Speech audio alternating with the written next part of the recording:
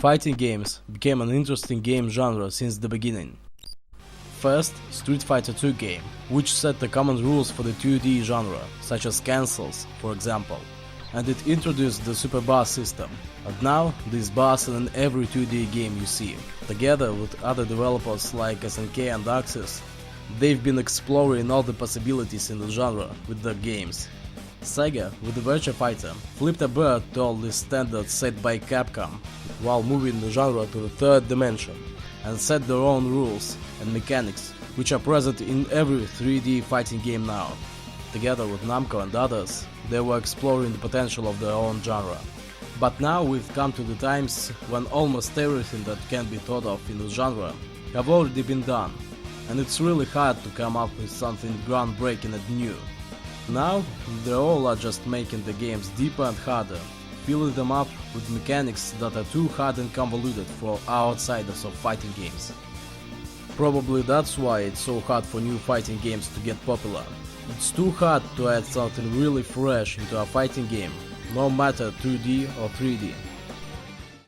But here I have a good example of what can be done with all that.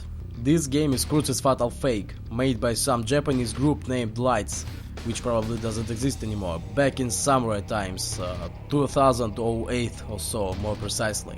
Usually, most of the developers who tried that simply took their 2D game with all its mechanics and tried to add sidesteps into a mix, and it always turned out bad.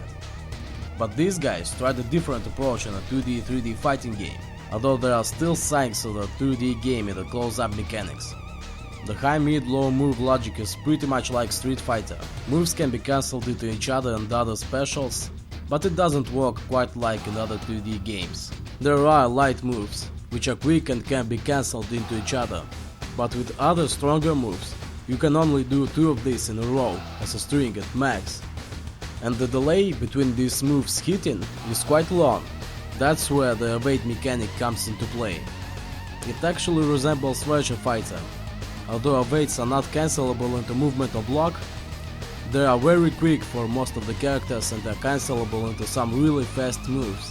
And unlike, say, Tekken, evades don't really have startup, so you can sidestep anything as soon as you execute an evade.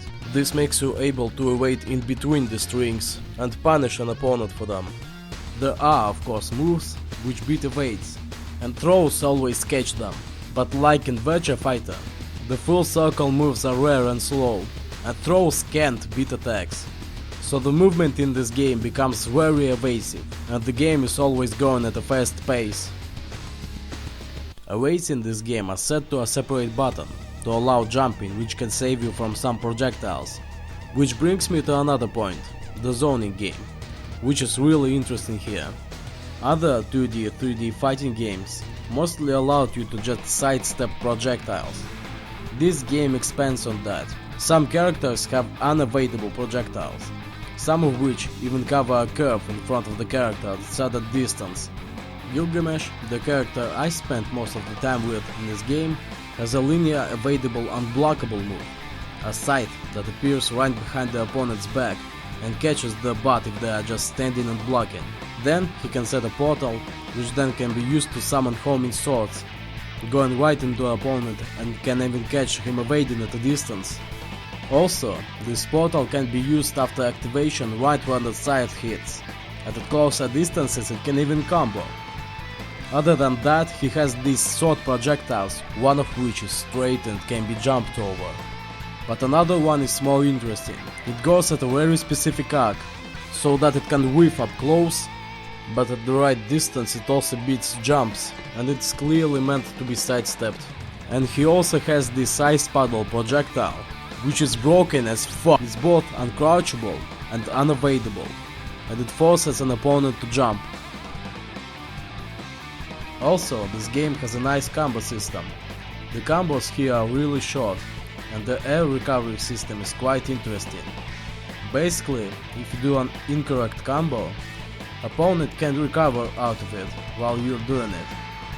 But if you stop at the right moment and the opponent recovers, he just leaves himself open in the air, right in front of you, and can be punished.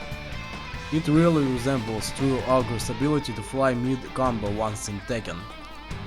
Here, any character can do it, but only if the combo is whack. It can also be used for resets mid-air, which is pretty fun to do sometimes, and isn't really broken, since it's hard to do. This game has online mode, by the way, and I heard it's pretty good. I haven't tested it out myself, although I played some offline sets with my friend. These guys were really inspired by VF, by the way, and I don't have to explain why. And they also liked other 3D games.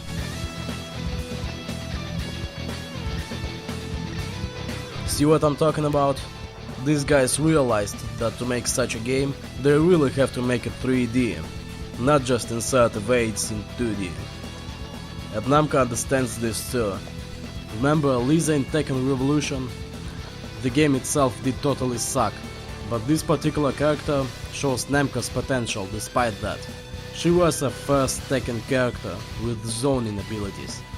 Her projectile not only could be sidestepped, but after it, she could also dash at you with her moves and mix-ups. It could be interrupted, but in that case, she could continue throwing fireballs and scare an opponent from coming close with her other options. It could also be used to punish invincible moves. It can also be jumped over, but this is punishable too if you predict it. Lisa did totally look and play interesting, and she shows that Namco are very capable at coming up with ideas for a mix of a 2D and 3D fighting game. Although they are going their way slow, they are gradually adding all these 2D mechanics to their 3D games bit by bit, to show that it can be executed good, and even more I think, test out how it works and at the same time prepare people for these drastic changes to the whole concept of a 3D fighting game, so they'll all be ready to get into Tekken Cross Street Fighter and enjoy this new subgenre in fighting games. This could show up a lot of new possibilities and open the genre for new ideas, and probably somebody will take inspiration from that and follow on what Namco are doing, and probably do it even better. And of course they try to get as much of new people from other fighting games into Tekken now, to make this idea as popular as possible. Akuma in T7FR is a good example of this.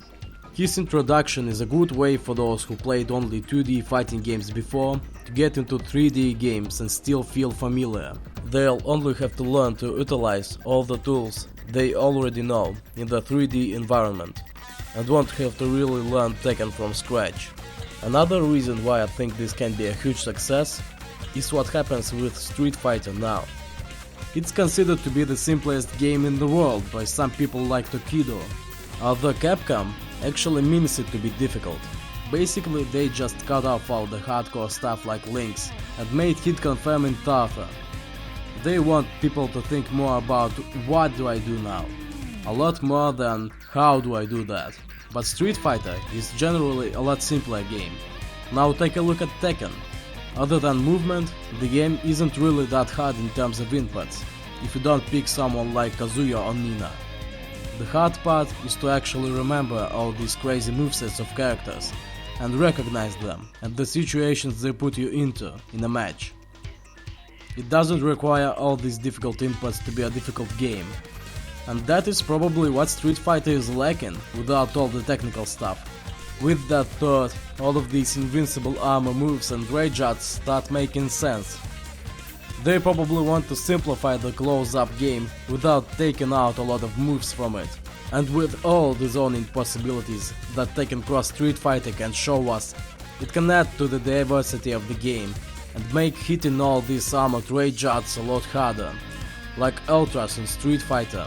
All of this makes me really hyped for Tekken 7 Akuma Retribution and Tekken Cross Street Fighter, and I hope you're feeling the same way, since the second game out of this can really be an evolution in fighting games, and the first one may be a good test for that, which would make people used to utilizing and dealing with zoning in 3D fighting games. And that is all. Thanks for the attention, and see you in my next video.